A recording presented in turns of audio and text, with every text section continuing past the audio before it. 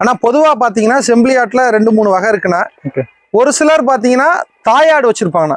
தாயாடு வளர்த்து தாயாட்டுல இருந்து அந்த குட்டி வச்சு விற்பாங்க.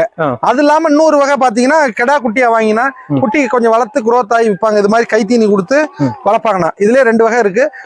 காடு இருக்கிறவங்க தாயாடு நிறைய ஆடு பாத்தீங்கன்னா 100 ஆடு 150 ஆடு வச்சிருந்து நிறைய மேய்ச்சி குட்டி விற்கிறாங்க. அவங்க சின்ன குட்டிலே வித்துருவாங்கண்ணா. ஒரு 65 நாள் டு 90 நாள் குட்டியில பிரிக்கிற மாதிரி வித்துருவாங்க. அந்த 90 நாள் குட்டி வாங்கிட்டு வந்து நம்ம அந்த கைதீனி கொடுத்து ஒரு 90 நாள் வச்சிருந்து வளர்த்தா அதுல லாபம் உண்டுண்ணா. நம்ம பாத்தீங்கன்னா திருச்சியில ரெகுலரா நம்ம கடையில இருக்குதுண்ணா. அந்த கடை குட்டி கொடுத்துட்டு இருக்கு ரெகுலரா. சரிங்க. நம்ம செம்பிலி ஆடுகளை பொறுத்த வரைக்கும் இப்ப எப்படி பச்சையெல்லாம் நல்லா கொடுக்குறீங்களா? பச்சை தீவனங்கள் கொடுத்தால்தான் வளர்க்குறீங்களா? ஆனா கிடா குட்டிக்கு பொறுத்த வரைக்கும் ஒன்லி ஒன் பெஸ்ட் வரத்தீவனம் தான். எனக்கு தெரிஞ்சு நம்ம அண்ணெல்லாம் வச்சிருக்காங்க. அவங்கெல்லாம் ரொம்ப நாளா வச்சிருக்காங்க.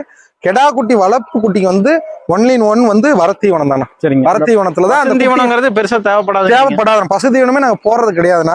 நம்ம அது இல்லாம தமிழ்நாடு பூரா தமிழ்நாடுக்கு கோதுமை பில் சப்ளை பண்ணிட்டு இருக்கோம்.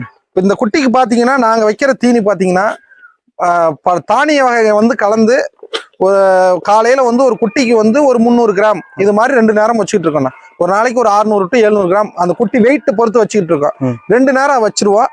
அது இல்லாம கோதுமை பில்லு நம்ம வீடியோல பார்ப்போம். கோதுமை பில்லு பஞ்சாப்ல இருந்து வருதுன்னா அது கிலோ 17 ரூபா 18 ரூபாய்க்கு கிடைக்குது.